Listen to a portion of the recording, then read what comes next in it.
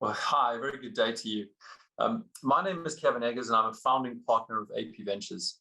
I have a background in corporate finance and grew up in South Africa, spent approximately 10 years with the Anglo-American Corporation prior to setting up AP Ventures just over 3 years ago.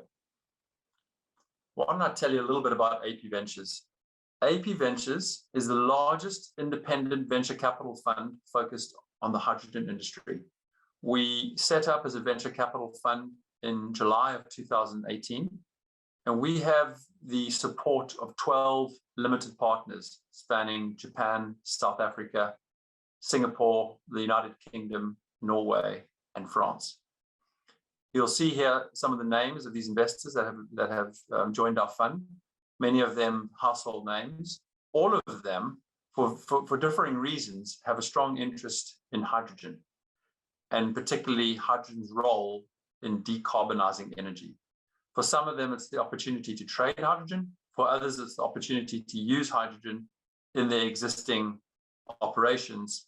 And for others, they see it as a potential future revenue source in new customer relationships as they pivot away from their traditional businesses. Having these predominantly strategic investors is incredibly helpful as we look to partner with our portfolio companies, look to work with these large corporations, but equally, we have 3 financially focused investors, and that brings a lovely balance between those who are interested in seeing financial returns and those who are interested in seeing perhaps more strategic related returns. So just as a summary about what we actually are, we are a $400 million venture capital fund. We are set up in the UK, FCA regulated, and we're fully managed and owned by myself and my business partner. So it is really a classic private equity structure with an LP GP structure that is quite familiar to these investors and others. Take away and walk through hydrogen and why hydrogen is of great interest to us. So we started investing in the hydrogen value chain back in 2013. And that period, it was really around the opportunity for hydrogen to play a role in transportation. I would say what has transpired since then is the recognition that hydrogen will have a much broader set of applications, and it will really play a significant role in decarbonizing those hard to abate sectors, or put differently, sectors where it'll be very difficult to use electrification to reduce carbon emissions. So in a world where we see significant and abundant renewable energy in the form of wind and solar, that means ultimately these electrons coming to market will be green or renewable. That will have a significant impact in decarbonizing many industries, but there will be industries, for example, heavy industry, transportation as well, which will struggle to decarbonize using electrification alone. And to that end, hydrogen plays a really interesting role. Estimates range between 15 and 25% of the future energy mix. We're clearly at the more optimistic end of that spectrum. But in any event, hydrogen is here to stay and will play a significant role in the energy mix in the future. What do we like about hydrogen? Well, it's infinite. It's ultimately abundantly available. It doesn't occur naturally, but it is a really easy opportunity to produce it with zero carbon footprint. It's relatively easy to transport, although obviously, as you think about scaling up the volume and the distance, that does become more challenging. And that's really where we've spent a lot of our time and energy focusing our investment opportunities. It's very high energy density. The gravimetric density is very high, so it will play a role in transportation and mobility solutions. Obviously produces clean power, and it can be stored. So at some level, it's an opportunity to arbitrage time and space by storing energy for longer durations. And these are the durations that significantly outlast short duration battery storage. I present this map here, and it is quite complicated and a lot to take in. But I think it's a wonderful addition to the one I've just shown you, in that it talks about the various ways in which we can manufacture hydrogen using renewable energy, or perhaps the pyrolysis or conversion of natural gas into hydrogen, and where you use carbon capture in the bottom example, you can produce that hydrogen in a clean manner. This is called blue hydrogen, or in the case of methane pyrolysis, it's called turquoise hydrogen. What that really means is you're starting with a natural gas feedstock and are producing ultimately a clean hydrogen, because all the carbon is captured and stored. There's no carbon emitted or very little carbon emitted into the atmosphere in that process. And that compares in the top bucket you can see on my screen, which is what we call green hydrogen, which is really the splitting of water via electrolysis as a means to make what is called green hydrogen. In any event, once you have the hydrogen, no matter what color it is described as, it's the same commodity. It's ultimately H2, and that can be used in a range of different methods to transport it. You can see here we describe the opportunity to use green ammonia, which is ammonia made synthetically from renewable hydrogen sources. Clearly, there's also the opportunity to use liquid organic hydrogen carriers, which is one of our favored methods of transporting hydrogen. And then there's opportunity to produce hydrogen coupled with carbon dioxide to create a syn fuel, which creates a synthetic fuel that is deeply decarbonized. And you will see this is getting a lot of attention as part of the regulators, both in Europe and North America, as they will look to have minimum requirements for a sustainable fuel or renewable fuel. And then the right-hand side of this graphic shows the various end-use applications. So, whether that's straight into a green ammonia product, which might be used for a mobility solution, there might be aviation opportunities, ground transportation. The likes of forklift trucks are fairly well established in mature markets. Plug Power has driven out a lot of that success. But equally, there'll be other mobile solutions in large trucking and transportation and shipping.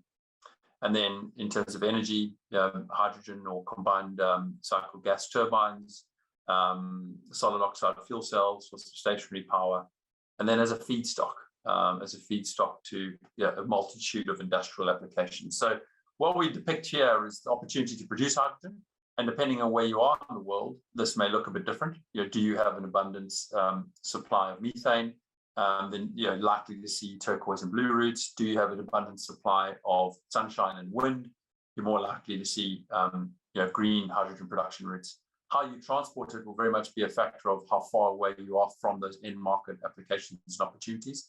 Is this an international shipping and export opportunity, or is this a local opportunity where it's used on site? And that would impact what type of transportation methods one needs. And then the end application set, again, depending on where you are in the world, what industries you're serving, what the decarbonization need is, what the decarbonization opportunity is, will depend on the type of end applications you see. Clearly, some of them have higher and lower financial and economic opportunities, and that will drive effectively the speed of adoption of some areas against others.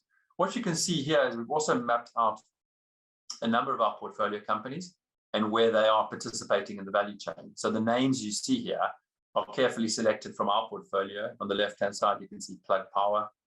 You can see the Hystar, which is Hystar is a Norwegian-based company doing novel electrolysis technology to reduce the cost of electrolysis. You can see, for example, Hydrogenius in the center, which has designed an LOHC carrier for the safe and efficient transportation of hydrogen. And what we've done here is try to invest across that value chain, because we are big believers in hydrogen. We think it's an important energy vector to support decarbonization, and we want to invest right across that value chain. What does that investing look like? I think it's important to understand our focus is on the venture capital end of the market. So we are looking for early stage opportunities, and that means these opportunities are typically just come out of the laboratory, got some commercial traction, perhaps done an early trial demo, and are looking to scale up in size or complexity, and that's typically the point where we have come in. We want some sort of sustainable, well thought through business model. Some early market applications have been identified. We are looking for aggressive growth opportunities. We're venture capitalists at the end of the day, and we seek a financial return from our investments. So we're looking for technologies that can scale into very large addressable markets. What does that mean in terms of ticket sizes? Well, our initial tickets would probably be somewhere between 2 to 7 million dollars, and that would be a first investment, and that would probably be in a Series A, and then we would follow our rights based on the future fundraising opportunities in that company.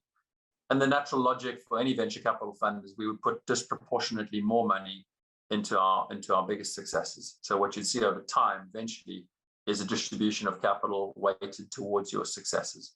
But our intention always at the start of the journey with the company is that we would allocate a significant portion of capital for follow-on investing, where we would apply that capital into those companies over time, as and when they're successful, as and when they meet their milestones and develop their businesses. We do look to invest with co-investors, and I'll talk to some of our co-investors on my last slide. But the venture capital model for us is based around ultimately a 12-year life cycle. We believe it needed a bit more time than sort of typical 10-year private equity deal structure. But what that means is we're looking to enter and exit the company about a 5 to 7 year time period, and that's our sort of standard benchmark. We can do something a bit sooner than that. Clearly, we have the opportunity to hold it for longer than that. So very much depends on the speed of growth of those companies. What's been very interesting, particularly in the hydrogen market of late, is the enormous amount of energy and interest in hydrogen. The recognition, perhaps over the last 2 or 3 years, it's got a fundamental role to play. So we're seeing a lot of investor interest, co-investor interest, and a lot of companies are looking to work with hydrogen as part of their decarbonization strategies. Perhaps I'll spend a little bit of time on this page. I think it's worth just highlighting a few of our portfolio companies, and as well as some of our co-investors. In fact, why don't I start on our co-investor grouping? That's on the list of names on the bottom of the slide. You'll see hopefully some very familiar names, groups like Vopak. If you think about Vopak's business as a storer of hydrocarbons, and as they think about the future energy transition and what they ultimately might be storing at their terminals in the future, and hydrogen shows up as a really interesting opportunity for them. And they've invested alongside us in 2 deals. Groups like Breakthrough Energy Ventures, which is the fund backed by some of the world's best known billionaires. We've done a number of deals with them, as they've also looked at a multitude of decarbonization opportunities, and they also have a real interest in hydrogen alongside us. Amazon, a fairly well-known household name, we've done a number of deals with them, and they continue to be a fantastic support because they are a big potential future customer for a lot of the companies that we work with, and that's really interesting. And then the other groups like Shell Ventures, Air Liquide, Hyundai, Mitsubishi Heavy Industries, all for different reasons, are looking at hydrogen, have co-invested with us, often more than once, which is what we'd like to see. So good network of co-investors, and that's really important as we look to build out these companies. The trick for us as venture capitalists is finding the right type of investors at the different stages of a company's life. And talking about some of our company set, perhaps I'd like to highlight some of our better known and more successful companies. Hydrogenius in the middle of the top row, I mentioned them earlier. They've developed a novel carrier material to effectively, efficiently and safely store hydrogen, which is bonded chemically onto a carrier material, which is benzyl toluene. And what that allows is for you to bond the hydrogen through a process, through a catalytic process, to bond the hydrogen onto this carrier material, transport it as you would any other hydrocarbon, so as you would oil and gas, diesel today, and then ultimately unbond it, dehydrogenate it at the point of use. And it means you don't have hydrogen molecules, which are fairly difficult to handle. You have to compress them in a gaseous form to make it sensible to transport. So you do away with all of that, and you have it in a medium that is safe and very easy to handle, and very importantly uses existing infrastructure, and that is critical. Our belief as a fund is that an effective transition is not just finding a green technology, but finding a green technology we can make use of existing infrastructure, which will certainly ease the transition. On the top right-hand side, you can see Plug Power. We actually became investors in Plug Power by selling to them one of our early investments. which we have marked here as realized. That's United Hydrogen. So we supported United Hydrogen's build-up of a liquid cryogenic plant in Tennessee. And as Plug Power was looking at their business plan and their desire to vertically integrate, they were looking at buying up some of that production, and it fitted in well with some of the service centers that Plug Power was supporting in the Northeast United States. So we became shareholders through selling our interests in United Hydrogen to Plug. Starfire Energy has developed a novel catalyst to synthesize ammonia and then ultimately also crack it again to extract the hydrogen. Interestingly, Starfire has created this, which allows for the integration with renewable energy with a variable supply, and how ultimately it allows for the efficient production of ammonia using that variable supply of energy. Zeg Power on the bottom, near the bottom right hand side, has a blue hydrogen technology that allows for the pre-combustion capture of the carbon dioxide, ultimately making a very clean hydrogen in the process by capturing nearly all of the CO2. Norwegian company, very exciting part of their journey. They'll be doing their first large commercial pilot next year. And then the bottom right hand side, I just mentioned ZeroAvia. So for the longest time, people have thought about aviation as this big problem, and it would be very difficult to see them transition. It's been a fantastically successful industry, in that it's been successful by the increments. Over the last 30, 40, 50 years, we've seen incremental improvements, incremental efficiency gains made by aircraft. But really, to see a step change, we think that we have to step out of the box and no longer chase efficiency of those engines and think about other novel powertrains. And ZeroAvia is pioneering hydrogen electric aviation solutions, starting at the smaller end of the spectrum and eventually scaling up to larger and larger aircraft. It's a United States and UK based company that is really pioneering the use of hydrogen in aviation applications. So with that, I will conclude my presentation. It's been a pleasure to be with you today and talk to you a bit about AP Ventures and our vision for hydrogen and our approach to investing in the hydrogen marketplace. I thank you very much for your attention and look forward to engaging with you again soon. Thank you.